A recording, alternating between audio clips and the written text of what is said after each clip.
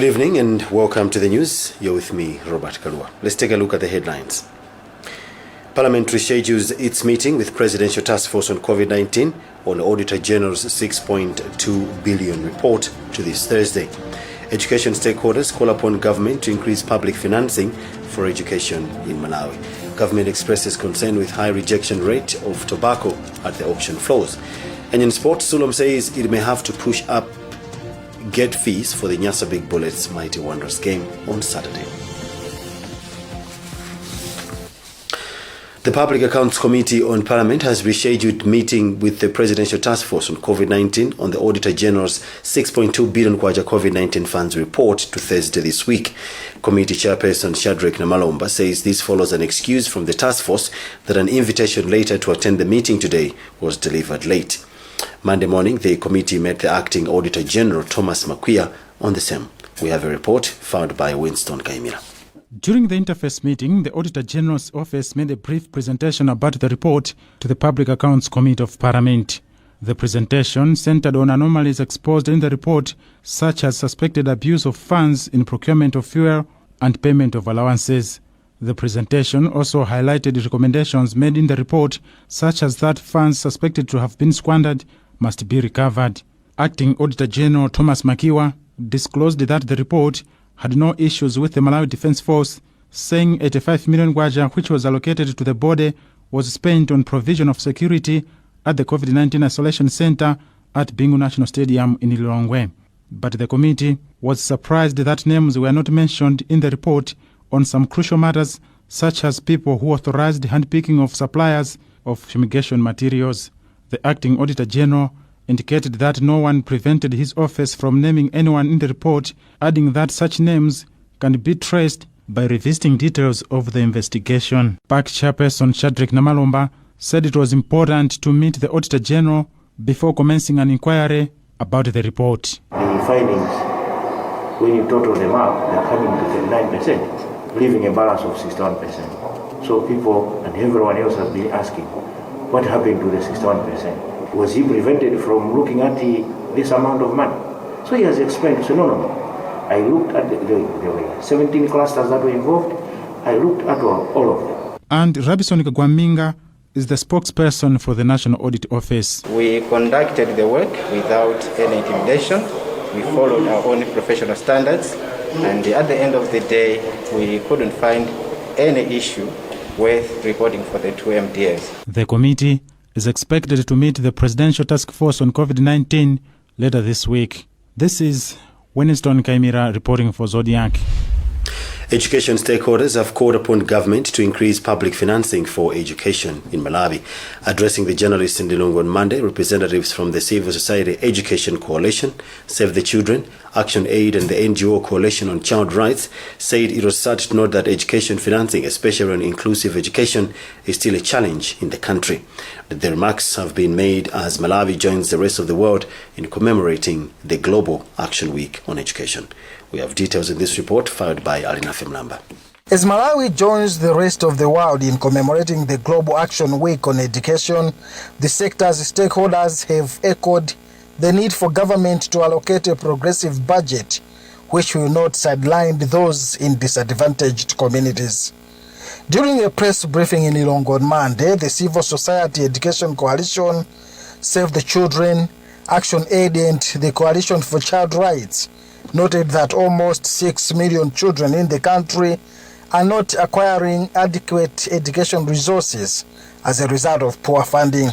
CSEC Executive Director Benedicto Gondowe said the COVID-19 pandemic has exposed challenges encompassing public financing which have affected the vulnerable and marginalized as they are finding it hard to adapt in the education sector. If we are to improve numeracy and literacy skills, then we also need investments to make sure that we improve on literacy rate. The other issue is that much as COVID has affected the economy, we must also understand that the failure by government to provide more resources to the education sector has far-reaching consequences that will be irreparable in the future years. The 2020-2021 national budget was allocated 384 billion kwacha, with 244.6 million allocated to Qatar for needs of inclusive education, and this according to Action Aid Project Officer Aisha Katungwe is too little. 2020-2021 budget allocation to inclusive education was 244 million. Of course, this was 184%, which might call for a celebration, but this still is so low to the National Inclusive Education Strategy commitment of 3.8 billion. And in that case, learning materials for learners with inclusive education are still inadequate. Teachers training in inclusive education are still inadequate. This year's Global Action Week for Education will be commemorated under the theme Education Financing, in line with the policy framing of the 1 Billion Voices campaign. Government is defiant that it will not suspend its decision to relocate foreigners back to Zaleka refugee camp indoor amid concerns of a short notice order. On Monday, officials in the Ministry of Foreign Affairs, Homeland Security officials held a meeting with concerned parties, including the United Nations High Commissioner for Refugees, UNHCR, on the issue. Information that we have gathered indicate that the UNHCR is seeking an extension of the relocation order, as refugees are now left with less than 24 hours to go back to Zaleka. Mibawa with more. In less than 2 days, all asylum seekers are supposed to relocate to Zaleka refugee camp according to a notice order that expires on 28th April. A short relocation order has not only raised concerns among refugees, human rights bodies are seemingly worried. Human Rights Defenders Coalition, HRDC, is asking for an extension of the order to 6 additional months to allow refugees relocate, while others are requesting government to suspend the plan. They can extend it even to 6 months or 1 year, just to look at all these fundamental issues and how they can resolve all the issues. So these are people who were also doing business, they had property. But Ministry of Homeland Security spokesperson Andrew Nyondo is defiant. Relocation of the refugees cannot be suspended. He has, however, told Zodiak talks are still in progress with all concerned parties. Talks are still going on. We haven't yet reached a position that there should be an extension, because we still holding consultations on a number of issues. The 28th deadline still remains. Information that we have gathered indicate that various stakeholders, including UNHCR, asked for the extension of the order at a meeting that took place with Ministry of Homeland Security officials. But as it stands, there is growing uncertainty among the over 2,000 refugees living outside the camp. They are not sure what may befall them come Wednesday, the 28th. For Zodiac, this is Chimwemwe Padata. The Clinton Health Access Initiative CHAI says Malawi should address mobility challenges faced by the people with disabilities so that they can play a part in the social country's economic development. CHAI Country Director Andrews Gunda told us that it is an open secret that families with a disabled member are affected in a way so where they are able to move and fend for themselves, their livelihood and that of those around them is improved. We have this report by Western Gunda. Country Director for the Clinton Health Access Initiative, CHAI, Andrews Gunda, says that families with a member with a disability are affected in a way since focus is directed at assisting them in many aspects. Gunda says for this reason, there's need to find ways of assisting them in dealing with their mobility challenges so that they can be able to fend for themselves and contribute not only to their families and communities, but also their country. He adds that Malawi has lost in so many ways through people with disabilities that cannot move and get out of their poverty trap, hence the need to address the mobility challenge. Any human being will be able to see that when you have some disability of any person in the home, life changes completely. So having a system in place that will provide access to these medical rehabilitation services, even just assistive technologies, is a big thing to help them move from really traps of poverty to where they will be able now to support themselves. Minister of Health Kumbizi Chiponda has declared that government will ensure that wheelchairs and crutches, for example, are available at district and local level so that the disabled can easily access them. Policy is going to define what we need, what is essential in terms of rehabilitation. It will give a direction that as a country, all the time maybe we need to have crutches. Which kind of crutches? All the time we need to have wheelchairs. So it's going to put categories in different disabilities and the different interventions of strategies. The National Medical Rehabilitation Policy, which was launched in Lilongwe, seeks to ensure that all Malawians have access to quality medical rehabilitation services at all levels through speech therapy and physiotherapy, for example.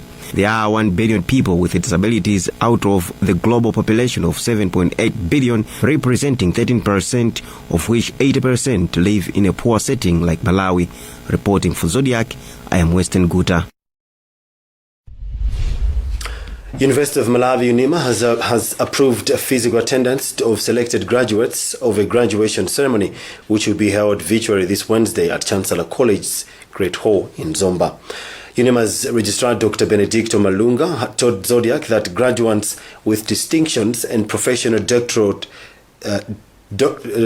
degrees will be the only ones to attend the graduation physically as a measure of preventing congestion during the ceremony in line with COVID-19 rules.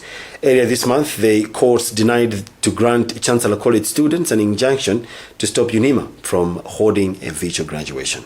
Chimume Badat again. Earlier this month, the court torn apart an injunction by some Chancellor College students that wanted to stop UNIMA from holding a virtual graduation slated for 28th this month. Now UNIMA has clarified only those with distinctions of first class and PhD graduates who physically attend the graduation. The decision has given a sigh of relief to a group of some Chancellor College students that dragged UNIMA to court. Peter Sambani is a representative of the students. A little bit better because it cancels out the absurdity of having the government officials attend the graduation where the primary beneficiaries are not there, or rather the interested parties. So I think it is a little bit better, but not exactly the best position. UNIMA Registrar Dr. Benedicto Malunga maintains the decision to hold a virtual graduation was arrived at to contain the spread of COVID-19. An extremely small number of the people performing it in the Great Hall, and the only students that will be there are only those that have got a distinction. A number of universities have held virtual graduation ceremonies during the COVID-19 pandemic amid a alarming new COVID-19 wave that has hit other countries. For Zodiac, this is Chimwemwe Padata. You're watching the news on Zodiac. We'll take a short break and be back with more. Stick.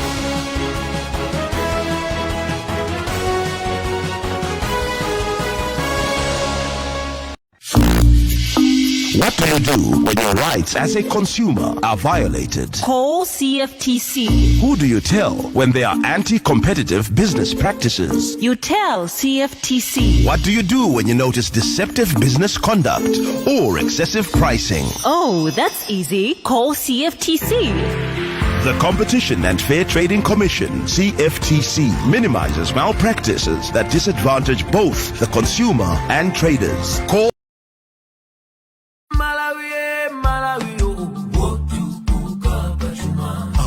Sombenya Malawi watukula Malawi 2063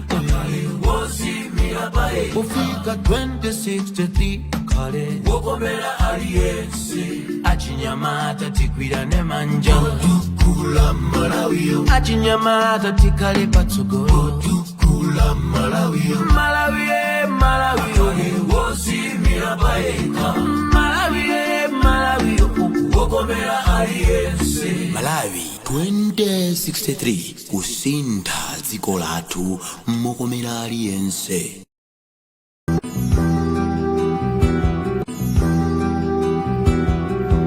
The general public. If there's one thing that all soaps do, it's wash. From buckets to basins, bathrooms to streams, and everything in between. All soaps wash.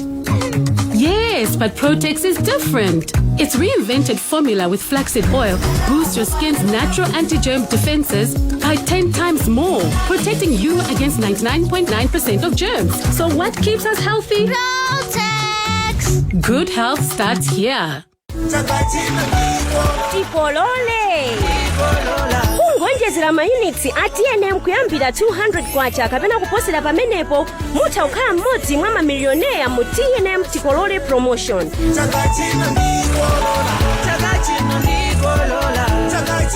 Koma mukaonjezera mayunitsi ndi 100 kwacha kapena kuposerapo mudzilandira mabonus oyimbira foni, SMS kapena data pompo. TNM, always with you.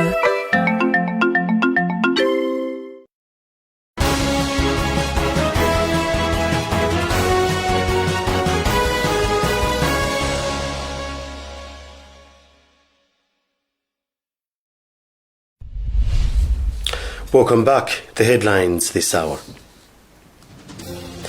Parliament reschedules its meeting with Presidential Task Force on COVID-19 on Auditor General's 6.2 billion report to this Thursday.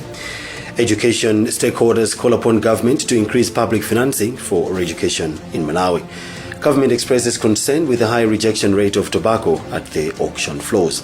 And in sports, Solom says it may have to push up gate fees for the Nyasa Big Bullets Mighty Wanderers game on Saturday.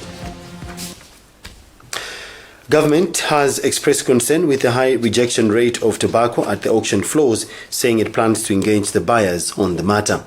The sentiments have been made by the Minister of Agriculture, Lobin Lowe, after he opened the Limbe auction floors in Blantyre. Since this year's market opened last week, most farmers have complained about the high rejection of the leaf, citing mixed quality. Happy Njelamano filed this report.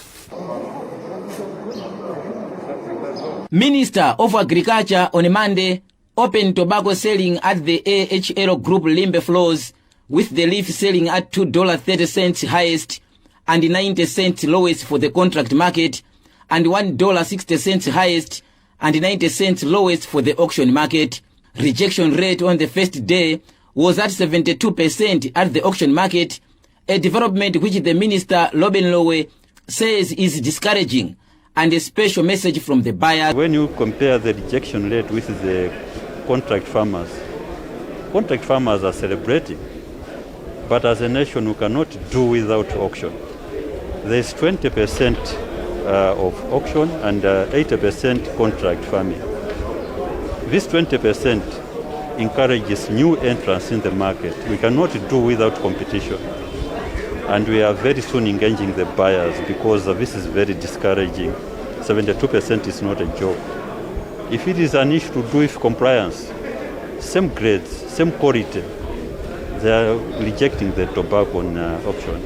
Not good at all. Tobacco Commission Board Chairperson Haren Kandawire gives a reason why buyers are opting for contract market over auction market. We asked them, or what they are saying is that wherever they are taking the tobacco to, the owners, the ones who are ultimately buying this tobacco, they want to traceability of the tobacco. They are saying they want to make sure that child labor is abolished. So all these issues we are looking into are the reasons that our buyers are not very keen to buy to buy the auction tobacco. President of Tobacco Association of Malawi, Abiero Kalimabanda, said farmers are happy with the prices but are not happy with the high rejection rate on the auction market. Meanwhile, the tobacco auction market at Chinkoma in Kasungu has begun on a poor note, with high levels of rejection by buyers pricking growers to cry foul, asking for the intervention of government. Some of the growers that we have spoken to allege that on Friday, for example, only a single tobacco bale was bought on the floors at Chinkoma. This is what has ignited the fury. Noel Nkubi reports from Kasungu. Chinkoma auction floors in Kasungu opened on Thursday last week, but tobacco growers selling their tobacco on auction have complained about high rejection rate, especially on auction market. Some farmers who witnessed the sale on Friday claim only a single bale was sold on auction of all the bales offered. They feel this was unfair, unjustifiable, and a deliberate move by buyers to frustrate growers while regretors are watching. The growers have asked government to intervene, suspecting some stakeholders may be conniving with buyers to dupe growers. AHL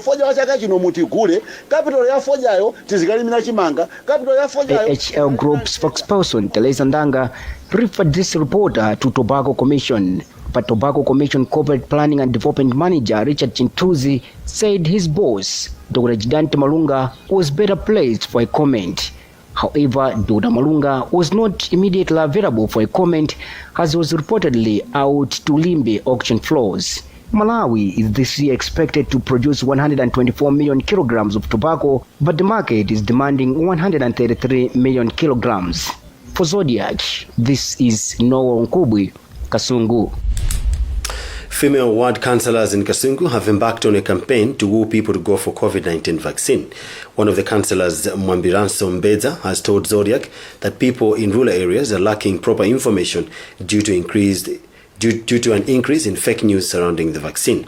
The councillors are also raising awareness on the evils of gender-based violence in their wards with support from UN Women. We have a report. Ward Councillor for Ifupa, Mwambiranso Mbedza, says there are a lot of misconceptions surrounding COVID-19 vaccine spreading through social media. She says the female councillors with support from Gender Coordinating Network are on the ground sensitizing people to get a jab. Mbedza says people in rural areas lack information to make a decision to go for COVID-19 vaccination. I stand as an example because I already went for vaccination, so I've encouraged a lot of people to go and vaccinate, and I'm sure people are going to vaccinate after they hear that the mobile clinics are in their areas. In her remarks, Deputy Mayor for Kasungu Municipality, General Nyirenda, said people should continue to adhere to COVID-19 prevention measures even now that cases have dropped. My message to the people is please, the vaccine is available at Kasungu District Hospital and is available at all health centers. Please, let's go and get vaccinated so that we can all fight together this COVID-19. The female councillors are also sensitizing people in their wards on issues to do with gender-based violence. For Zodiak, this is Noah Nkubwi, Kasungu. Now to sports news.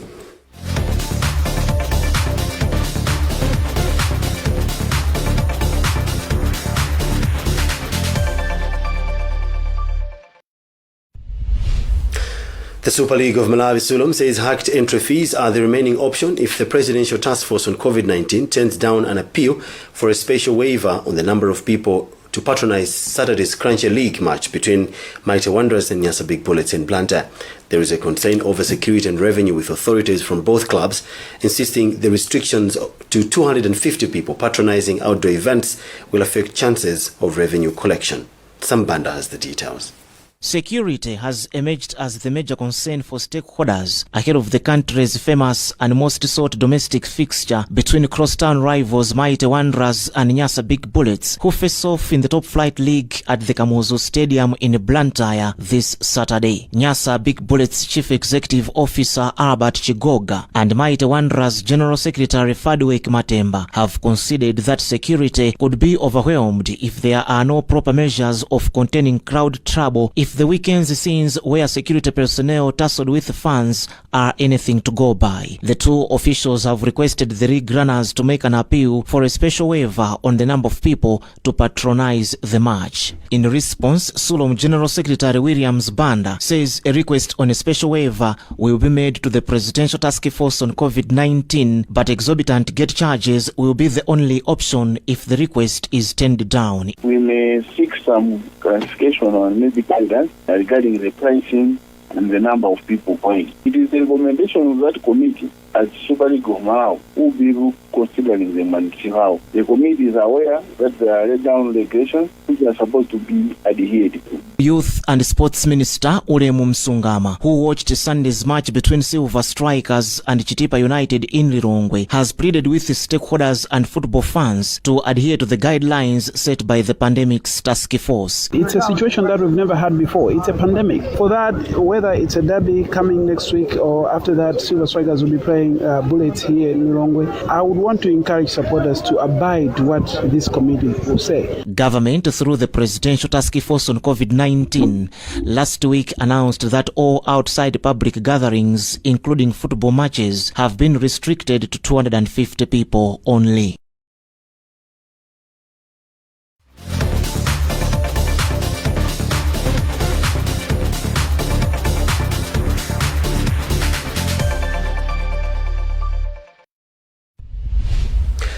That's what we had time for in this edition of news, but before we go, another look at the headlines.